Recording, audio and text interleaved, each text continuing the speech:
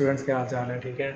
अच्छा, इस वीडियो बनाने का मकसद ये है कि आप लोगों को गाइड किया जा सके कि आप सी फैक की जो आपकी अटेम्प्ट आ रही है या एमएसए की, उसके लिए आप किस तरह से तैयारी कर सकते हैं खुद के लिए, एग्ज़ाम्स के लिए। अभी है कि मैं आपको जो स्ट्रेटजी बताऊंगा लास्ट 15 डेज़ की, कि आखिरी 15 दिनों में आपको क्या करना चाहिए कि आप एग्ज़ाम में बैठने के काबिल हो जाएं, अपना पेपर पास करने के काबिल हो जाएं। उसके लिए मैं कुछ अपना प्रैक्टिकल एक्सपीरियंस भी आपके साथ शेयर करूंगा अपना, ताकि उससे भी आपको कुछ फ़ायदा हो सके जो खुद हम लोग करते रहे हैं अपने टाइम पे। ये है कि मोस्टली स्टूडेंट आप में से जो अपना कम से कम एक दफ़ा अपना सिलेबस ख़त्म कर चुके होंगे। मोस्टली जो जिनकी पहली अटैम्प्ट है सी फैक की, उनमें से तो अक्सर लोग कर ही चुके होंगे, क्योंकि उनकी एग्ज़ाम लीव्स भी ज़्यादा होती हैं। और कुछ स्टूडेंट जिनकी अटैम्प्ट तीसरी या चौथी होगी, तो उनकी जो लीव्स थोड़ी कम होंगी, तो उनके पास टाइम भी कम होगा। पहले उनके लिए कि जो स्टूडेंट अपना सिलेबस एक दफ़ा कर चुके हैं, उन्हें तैयारी किस तरह से करनी चाहिए। अभी है कि आपने सिलेबस अपना एक दफ़ा कर लिया, आपने अपनी ये है कि प्रैक्टिस भी कर ली होगी टॉपिक वाइज। अब ये है कि उसी में से आपने उसी तरह से अपने स्ट्रेटजी को आगे लेके चलना है। अब आप में जो मोस्टली स्टूडेंट्स हैं, उनको ये करना चाहिए जो एक दफ़ा अपना सिलेबस ख़त्म कर चुके हैं, और उसको सबसे पहले ये करें कि आप जब आपके पास आखिरी 15 दिन रह जाएं, आप उस सिलेबस को एक दफ़ा रिवाइज़ करें, कम से कम 2 से 3 दिन, या अगर किसी का 5 दिन भी लगते हैं तो 5 दिन भी लगा लें। उसके बाद आपने क्या करना है कि आपने 2 से 3 दिन या एक हफ़्ता कम से कम जो है ना, अपनी प्रैक्टिस को देना है, फुल फ्लेज प्रैक्टिस को। उसमें आपने क्या करना है कि आपने आई कैप के पास पेपर उठा लेना है, कम से कम 5-7 अटैम्प्ट्स के, ठीक है, काफ़ी है इतने 5-7 अटैम्प्ट्स के। आपने पेपर उठा लेना और डेली बेस पे आपने अपने एक सब्जेक्ट का एक पेपर सॉल्व करना है, ठीक है। 3.25 घंटे का आपका पेपर होगा, और आपने पूरा अपना टाइम लेना है 3.25 घंटे का।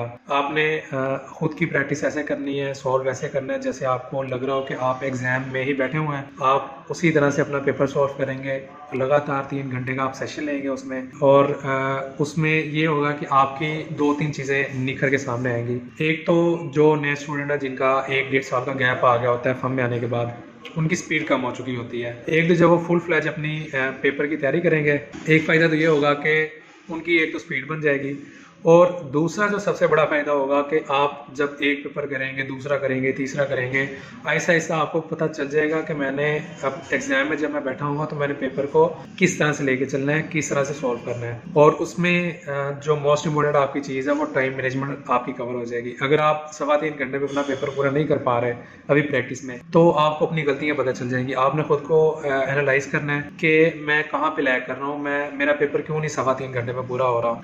क्योंकि फाइनल में ये बड़ा ज़रूरी है कि आपने अपना पेपर जो है वो एटलीस्ट 80-85-90% अटैम्प्ट करने हैं। जो मोस्टली फाइनल में एक फेलियर की रीज़न होती है, वही होती है कि स्टूडेंट अपना पेपर जो है वो मैक्सिमम पेपर जो है अटैम्प्ट नहीं कर पाते। अक्सर स्टूडेंट जो फेल होते हैं वो 60-65 मैक्सिमम 70 तक जा पाते हैं। इसके ऊपर उनके पास टाइम नहीं होता या किसी वजह से जा नहीं पाते हैं। आपने जब अपनी प्रैक्टिस करनी है तो आपने इस चीज़ का ख्याल रखना है कि मैं 3.25 घंटे में अपना मैक्सिमम पेपर अटैम्प्ट कर लूँ। इसमें एक स्ट्रेटजी आपने ये देखनी है कि जब आप अपना पेपर सॉल्व करेंगे तो उसमें आपने जो चीज़ आपको आसानी से आ रही है वो तो आपने सॉल्व कर देनी है, और जो चीज़ आपको लग रहा है कि मैं इसमें अड़ गया हूँ और ये चीज़ मेरा टाइम ज़ाया कर सकती है, तो उसको छोड़ के आप अगले क्वेश्चन पे चले जाएं। क्योंकि उसका एक मसला ये होगा कि आप उस चीज़ को हल करने की वजह से अपने अगले क्वेश्चन के जो इजी मार्क्स हैं वो आप लूज़ कर सकते हैं। तो इस चीज़ का आपने बड़ा ख्याल रखना है। एक तो ये होगा कि आपने अपनी प्रैक्टिस जो है फुल फ्लेज कम से कम 5 से 7 पेपर जो है वो करने हैं। इसमें कि अगर आपके 2 सब्जेक्ट है, 3 है, तो डेली के आपने 6 से 8 घंटे जो है वहाँ पे के इसी चीज़ के ऊपर ही लग रहे होंगे। उसके बाद जब आपकी प्रैक्टिस हो चुकी है, आपकी एक स्पीड बन चुकी है, आप खुद को एनालाइज कर चुके हैं कि मैं जो है वो अपनी प्रैक्टिस में कहाँ लैग कर रहा हूँ, या फिर मैं पेपर अटैम्प्ट करने में कहाँ लैग कर रहा हूँ। अब इसमें आपकी 2 चीज़ें सामने आएंगी। एक तो आपको पता चल जाएगा कि मैंने अपनी स्पीड को किस तरह मैनेज करना है, और पेपर को किस तरह मैनेज करना है कि मेरा पेपर पूरा हो जाए। और दूसरी चीज़ आपको एक ये एनालाइज हो जाएगी कि मेरा टॉपिक कौन सा वीक है, जिसके क्वेश्चन को मैं जो है वो सही तरह से एनालाइज नहीं कर पाता। और उसमें फिर यह है कि आपने उस टॉपिक को वापस आपके पास फिर तकरीबन एक हफ्ता रह जाएगा या 4-5 दिन जितने भी रह जाएंगे, उसमें आपने फिर अपने उन टॉपिक्स की रिवीजन करनी है जो आपके वीक हो गए। ठीक हो गया। अब ये तो स्ट्रेटजी थी उन स्टूडेंट्स के लिए जिनके पास टाइम ज़्यादा था, 35-40 दिन थे, 30 दिन थे, महीना था पूरा। जो अपने 15 दिन में अपना एक दफ़ा सिलेबस ख़त्म कर चुके थे और अब उन्हें रिवीजन की ज़रूरत थी या प्रैक्टिस की ज़रूरत थी। अब ऐसे स्टूडेंट्स जिनके पास छुट्टियाँ ही बड़ी कम है, 15 हैं या 20 लीव्स हैं, तो वो लोग ये करें कि जब अपना वो टॉपिक स्टार्ट करें ना, अपना जब प्रेपरेशन स्टार्ट करें तो वो प्रेपरेशन के साथ ही अपनी प्रैक्टिस स्टार्ट कर दें। ठीक है। अब लेट्स सपोज हम एग्जांपल लेते हैं कि बीएफडी के पेपर की। बीएफडी में आपने एक टॉपिक अपना रिवाइज किया है, इन्वेस्टमेंट अप्रेजल।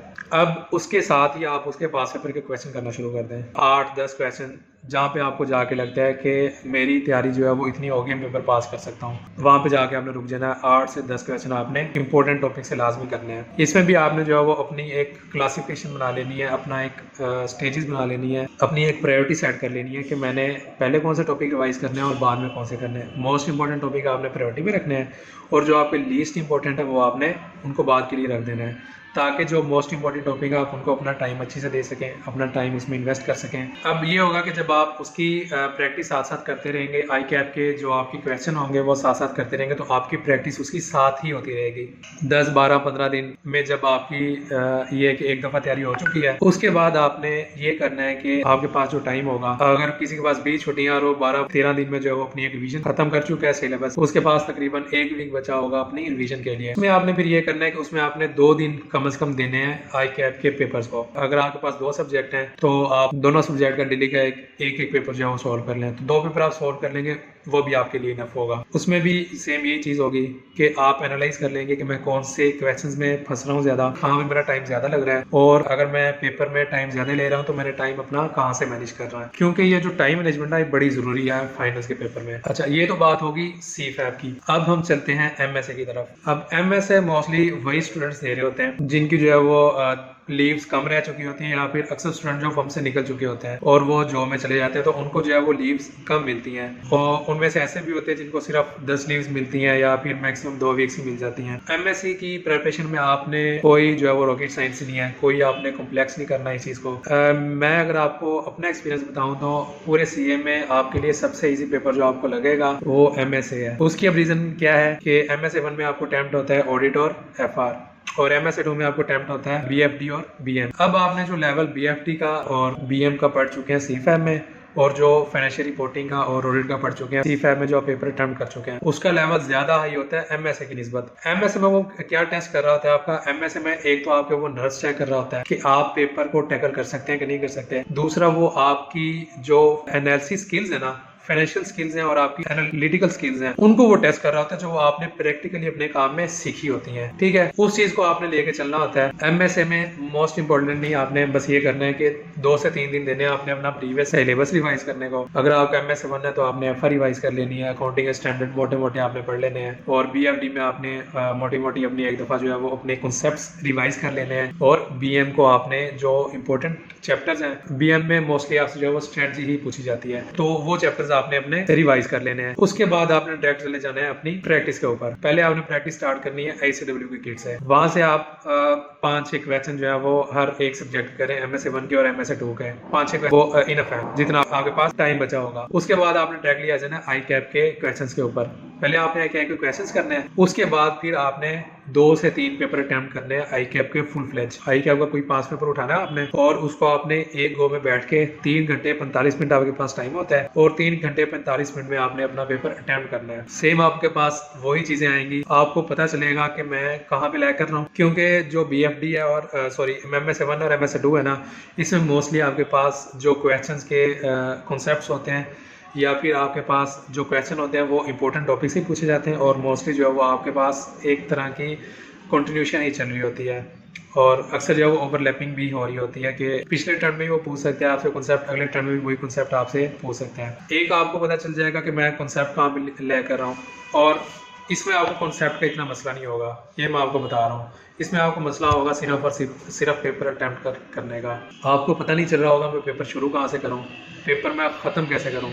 ठीक है, जब आप अपने फुल फ्लैज एक प्रिपरेशन कर रहे होंगे, आप खुद को जो है वो एक आई कैप के पेपर का मैं खुद को डाल के कि मैं आई कैप का पेपर ही अटेम्प्ट कर रहा हूँ, जब आप वो सोच के अपनी प्रैक्टिस कर रहे होंगे ना, तो आपको पता चल जाएगा मैं पेपर में जब मैं अगर स्पीड में मेरी कमी रह रही है तो कहाँ पे रह रही है, अगर मैं चीज़ को मैनेज नहीं कर पा रहा तो किस तरह से कहाँ से मैंने फिर उस चीज़ को अपना ओवरकम करना है। तो ये 2 चीज़ें आपके सामने आ जाएंगी और आपने कोशिश करनी है कि आप जब अपना पेपर प्रैक्टिस कर रहे हो, आप 85-90 तक जाएँ एमएसए में। एमएसए में बड़ा ज़रूरी है कि आप अपना पेपर मैक्सिमम अटेम्प्ट करें। आप में पेपर मैक्सिमम अटेम्प्ट नहीं करेंगे, आपके पास होने के चांसेस उतने ही कम हो जाएंगे। एमएसए में सबसे बड़ी रीज़न यही है कि आपके पास टाइम नहीं बचता पेपर में।